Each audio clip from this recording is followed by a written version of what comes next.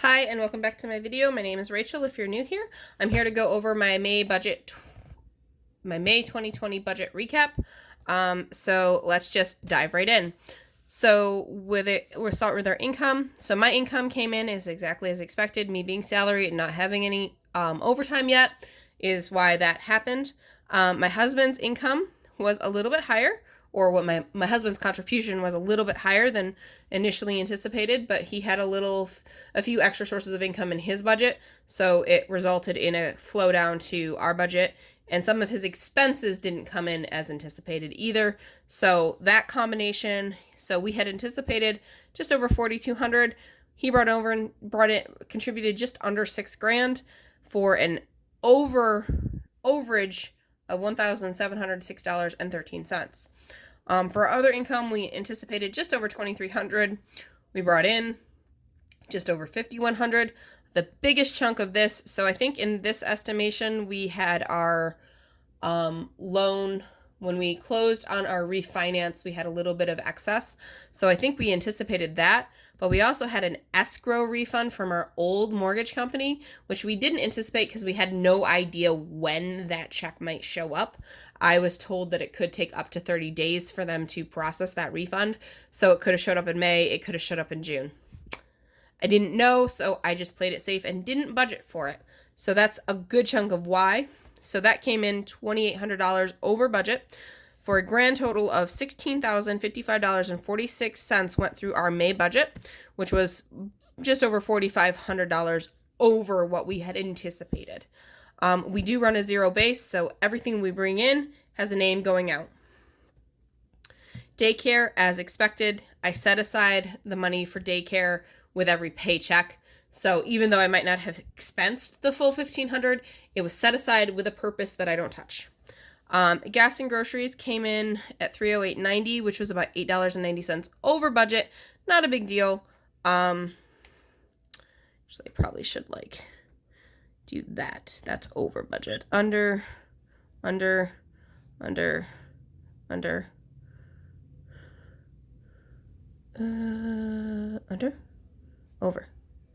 over. Sorry. Just probably should have done this before I started the video. And under. Okay. So then my personal budget, I budgeted $200 because I had brought my personal budget down because I wasn't spending certain things. Certain things were closed down, so why did I need so much money? I actually only came in at $186.57, which was $13.43 under budget. So it should have been much higher than that, but hey, I did reduce my personal, so maybe that's why it didn't come in as low as anticipated. Northwest Mutual, my life insurance, came in as expected. NYSEG is electric on a second property. Came in under budget. I always overestimate on this one. It usually stays around the mid $21 and change. It usually stays there, but I'd rather overestimate a little bit and have some overage. Verizon, there was a change I didn't quite figure out. I'm assuming it has to do something with our pandemic. And they were like, here, have this back. It was a whopping $2.52. Usually it's $1.88 and something. So they just basically gave us an extra $2. I don't know. I don't get it. It's not a huge difference, but it's at least money back in my pocket, which went to debt. Mortgage for the second home, as expected. New mortgage for our current home, as expected. This was the June 1st payment, but we always make our payments a couple of days into the end of the previous month. So the June 1st is due. So the payment was due June 1st, but I paid it with May funds. Car, because of the change in Verizon, the minimum on the car went down to $4,616. Navient, this is our student loans. We had initially anticipated paying just shy of $5,000, and we were able to pay $9,344.38. So we had excess funds of $4,300, a little, so that was nice. Mosaic is our solar loan that we're actively paying on. That came in as anticipated. The solar loan, the smaller one, we're making 0 payments on.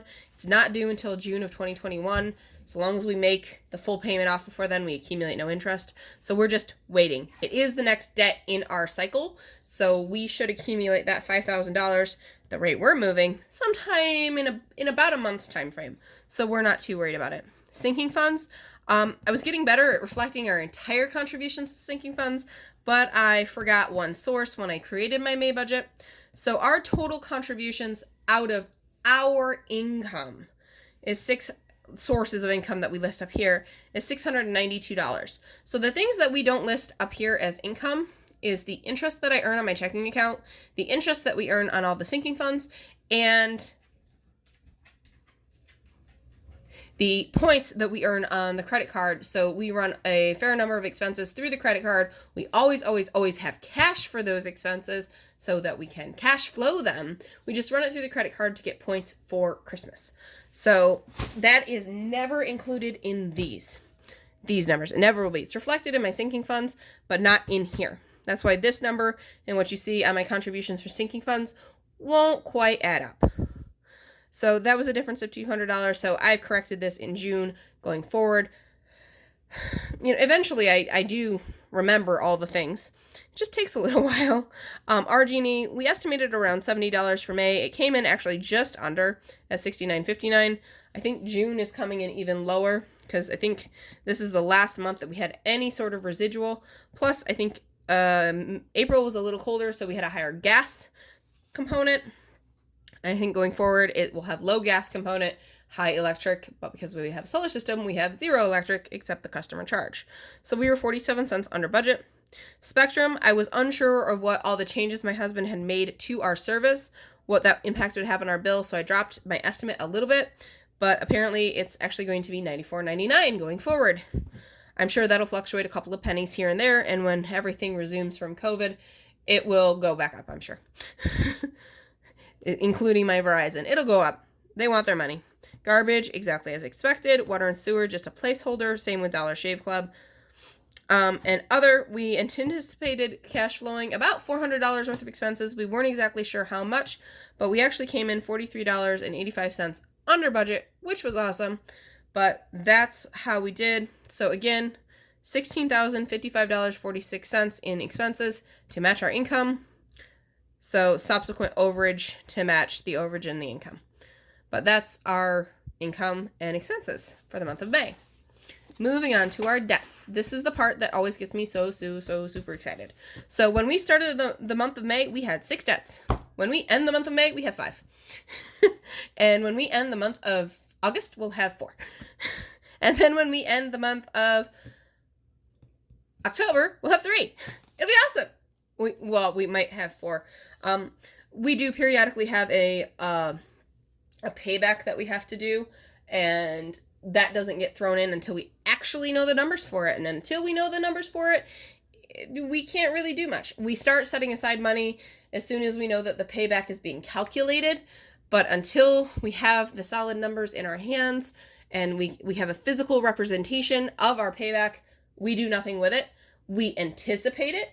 And if we weren't trying so hard to get rid of these student loans, we would already have money set aside for it. But because these student loans are, the interest resumes after September 30th, we are making them disappear. And we are doing a very great job at it this month. So we started this subsidized student loan with $3,911.64. Gone. Bye. See ya. So happy. The unsubsidized loan, we started at $16,023.49. We were able to chuck $5,400 at it for a ending total of $10,590.75. I'm filming this in June. We've actually already made it quite a dent against it in June again. I think we're just over $5,000 in June. So, and we're not done with June, but I think we're done with all the money we're going to earn. Yeah, because I think our next paychecks, because this is late June that I'm filming this, like June 26th. So we got it to down to just over $5,000. Solar, we make no progress against this one. It is the next one after the student loan. Well, we have paperwork saying that the payback calculation is starting. So we're going to set aside a bunch of money, which is delaying the solar about a month. We're going to set aside around $5,000. We're anticipating somewhere between the $4,000 to $5,000 mark for the payback. So better safe than sorry. We set aside the decent chunk. If we only have to accumulate less than $1,000 once we get the notice, we have about 30 to 60, I can't remember if it's 30 or 60 days to pay it. And we run that through the credit card, but we have cash. So I think we have 30 days to pay it, and then we turn it into 60 because we put it to the credit card. So we have about 2 months of flex on once we receive notice. So if we have a decent chunk set aside for it and we know we're going to accumulate the next piece, the balance in the next 2 months, we will go ahead and put it on the credit card so we don't have to worry about it. And we just get it paid off as soon as it comes through and cycles through the credit card. It's awesome. It's great amount of points for Christmas. RAV4 started the month with $11,543, $11,543.13, paid $46.62 minimum payment. Ended the month $11,496.51. That ends the no interest loans. Then we get into Mosaic. We started the month just $23,429.96. We paid $184.56. You saw that in my budget. We paid interest out of this of $77.90 for an ending total of $23,323.30. So this is our principal balance. That's what these balances are. This is the actual cash we shelled out of our pocket. And the difference between these three numbers is the interest. So the first 4 loans that we currently had on May, no interest. Obviously, we're down to 3 loans with no interest at this point in time in June.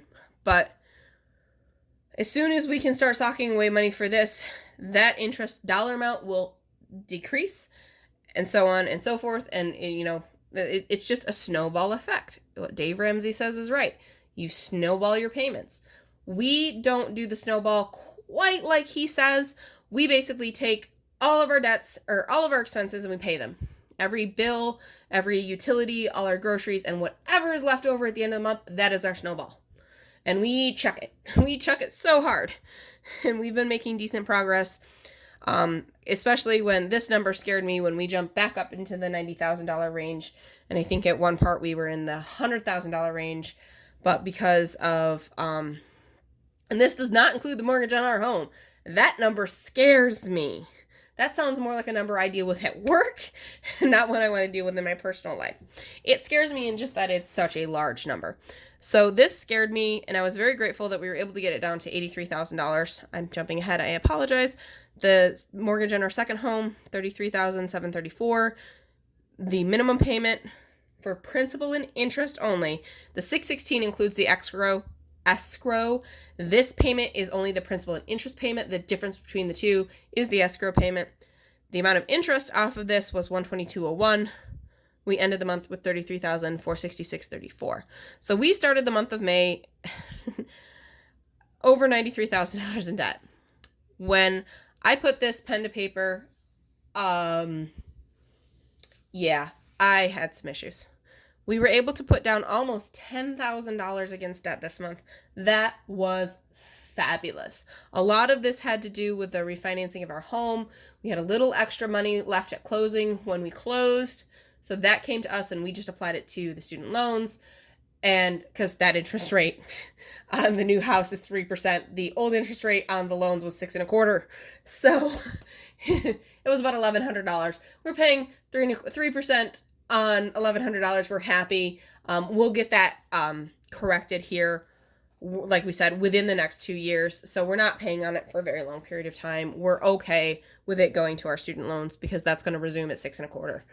I don't like 6.25%. You don't want to know how much the interest is on that. That's why we have every intention of paying that off before the interest hits. I think I've shared it's like 25 or 26%. It's ridiculous. But it will be gone before it comes due, so we'll never pay any interest. So just shy of 10 grand pay down, only $200 spent in interest. That's not bad considering how much principal or how much money left our account. Only $200 in interest. I'll take it. Wish it was lower. Always wish the interest amounts were lower, at least as far as the ones you're paying out, but I'll take it. So we ended the month of May with $83,876.90 in debt, not including the home that we live in. And we do have money that we know we have to set aside for a payback. We'll cover that. It won't be a problem. But We don't know how much yet. So that's just kind of a little bit on the back burner, but we'll have this loan paid off before we set aside money. It only puts us behind by like a month from our previous forecasts because my dummy self didn't include the paybacks in the forecasts like I should have. But that's it for our debt. We made substantial progress on our debt for the month of May. Really super happy about that. So that's debt. Moving into sinking funds. We have just over $3,000 at the beginning of May. We ended just shy of $3,800. As I've mentioned in my previous videos, these are all electronic. This is why these are electronic. We have a lot of money setting in our sinking funds for very specific purposes. You know, our annual Amazon Prime Easy Pass is for me. Now that's $88 a year. Could I really cash flow that? Absolutely. I choose not to. I'd rather do $8 a month than $88 one month. Car insurance. I mean, we shell out $600 and something every 6 months. Yes, I'm going to do a sinking fund for that. Car maintenance. We're saving up for car tires. They're expensive. That's about $600 a pop or more, depending on the tires that you get. And my husband and I were talking, and if we don't need snow tires on our car, we need to get really good all seasons so that they are good in the winter. So that has some reevaluation coming after we get my husband his new tires that he needs. But we have sufficient funds in the account, I think. No, because I had to use it for my deductible. I think we're using our pulling our deductible out of the maintenance fund. By the end of July, we'll have sufficient funds in that account again to cover tires for him. So somewhere between July and September, we'll order him new tires. Definitely before the snow flies, we will order him new tires. We will get them on his car, and he will be good to go. But this usually pays for like oil changes, light bulbs, whatever other maintenance a car might need. This is our daughter's sinking fund.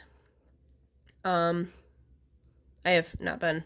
This is baby number 2. I'm currently pregnant with baby number 2. She's cooking away. She's doing really good. So we set aside money. These 2 accounts for our kids. This is for stuff for them, like clothes or gifts or random stuff. It's not Christmas. At no point is Christmas included in this sinking fund. This does not.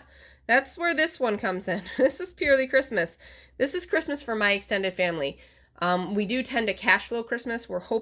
I'm hoping that next year or the year after, we'll be able to sinking fund all of Christmas. That's my goal. All of Christmas will be sinking fund. In the interim, at the very minimum, my extended family, which we already have all the kids taken care of because I budget $25 per kid. And actually, one of the kids technically should fall off because she turned 21 this year. She's an adult. She's a full adult. She can drink and everything. So one of the kids will fall off. I might give her $20 at Christmas. I don't know. Because we don't do much for the adults in our family. We simply do like cards and like lottery tickets. And that's about it. Our parents being a different story, but like brothers and sisters and that and whatnot, we just kind of do gift cards and lottery tickets, and that's just what works for us and our family. Baby number 2, same way. It's, clothes and toys and random stuff like bibs and bottles and whatnot. Like while I'm pregnant, this account is covering like maternity support belts or some maternity clothes. Actually, I'm pulling out of my clothes fund. So the stuff that's related to my being pregnant that I have needed. In fact, when we first started this fund, I wasn't pregnant yet. So I used it for, stuff for tracking ovulation and stuff like that. So that's what we choose to use our baby number 2 for. Once she is born, she will obviously have a name at that point. At that point, baby number 2 will become her name. And the reason I put it that way, it's not necessarily that we won't be sharing it with the world. We probably won't know until she's born. Because my daughter, we had names. Wasn't until they laid her on my chest and I looked at her and I turned to my husband and I said, how about Mia? So that's what we're doing. Jax is our dog. He's got anxiety meds. He's got allergy meds, he's got vet visits, he's got his heartworm preventative, his flea and tick preventative, his nail trims. That all runs through his account. I think I mentioned in my April recap, maybe I didn't, or my May budget, we reevaluated our sinking funds a little bit because his was not covering all of his expenses. So we have changed things up. So I think once I can reevaluate the maintenance, we'll finally fully fix his, because I don't want to increase the total amount of sinking funds coming out of my budget. The majority of these come out of my budget. The ones that my husband's contributing to are the insurance, the maintenance, and one of our other sources contributes to the rock.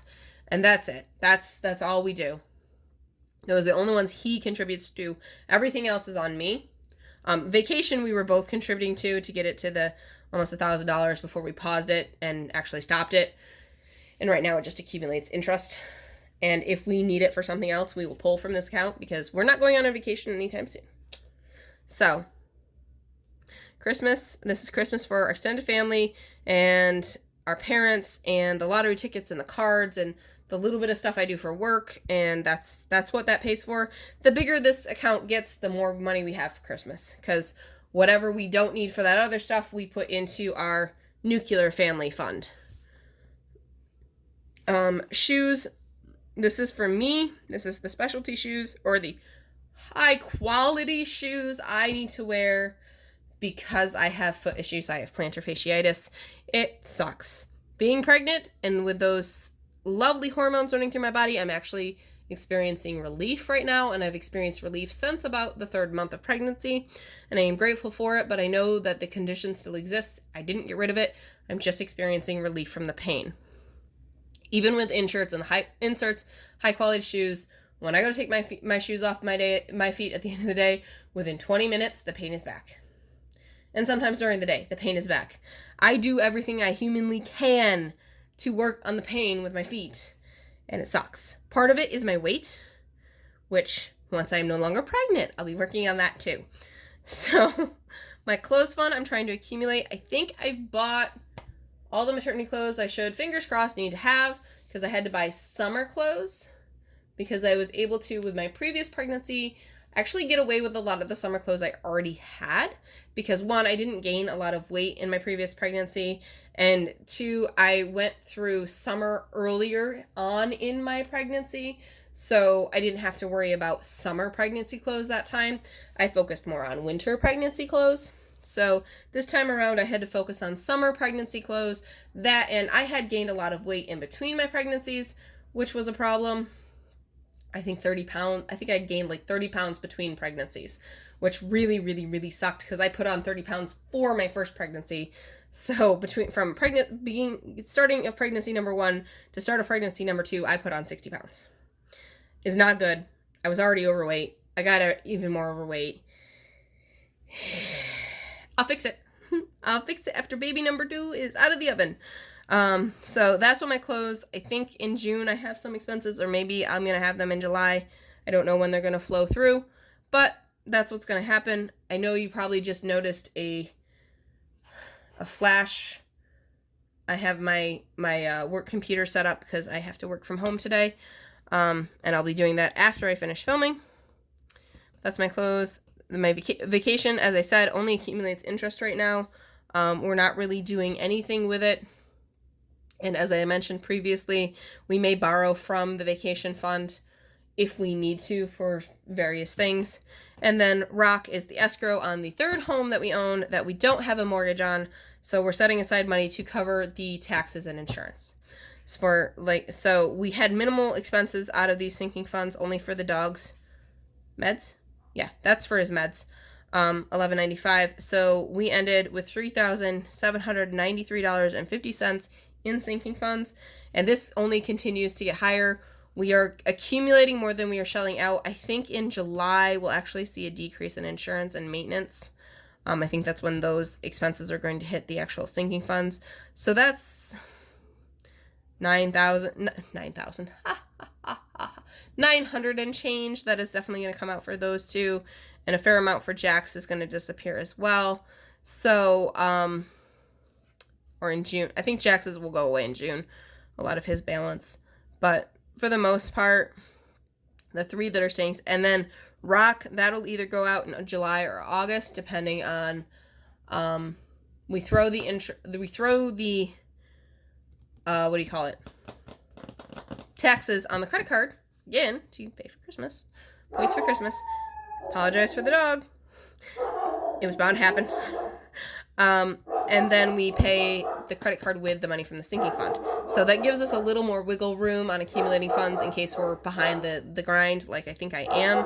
Because I think I'm going to need $1,000, and by the end of June, I'm only going to have just over $800.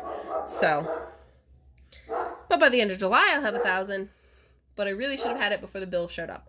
So I will likely adjust this, but not right now. Not while we're actively taking care of these 2 loans. I think once we get rid of these 2 loans and the payback, and when we hit this loan, when we only have these 3 plus our mortgage, I think that's when we'll really reevaluate all our sinking funds, making sure we're setting aside enough money to cover everything that we need. The only ones that I feel are lacking are the Rock and Jacks. Like, those are really the only 2 funds I feel are lacking. I know I would love to make Christmas higher. We're not quite there yet. We're not going to increase that one yet until we get rid of more debt. But if we can get ourselves under a certain point, because I think that's $15,000, that would put us under $70,000 in debt. If we can get us to that point, I think we'll be happier. But it's more comfortable in reevaluating the sinking funds for the dog and for the third property's escrow. But I want to be under, at minimum, under $50,000 in debt, not including the house that we live in, before I reevaluate the Christmas. And even then, I might not feel comfortable, and my husband might not feel comfortable. Like, I crunch a lot of numbers, and then I present them to him, and then he gives me his blessing, or he's like, I want to discuss this more. So usually that's how we do our budget meetings. But that's it for my May recap. I am so sorry for being super chatty and super distracted. But this actually just got me really, really, really, really excited, because I forgot that that's how much we paid off in May. But that's it. Thank you for watching. If you enjoy more content like this, click the subscribe and the bell and help me grow my channel. But thanks, and we'll see you again in the next video.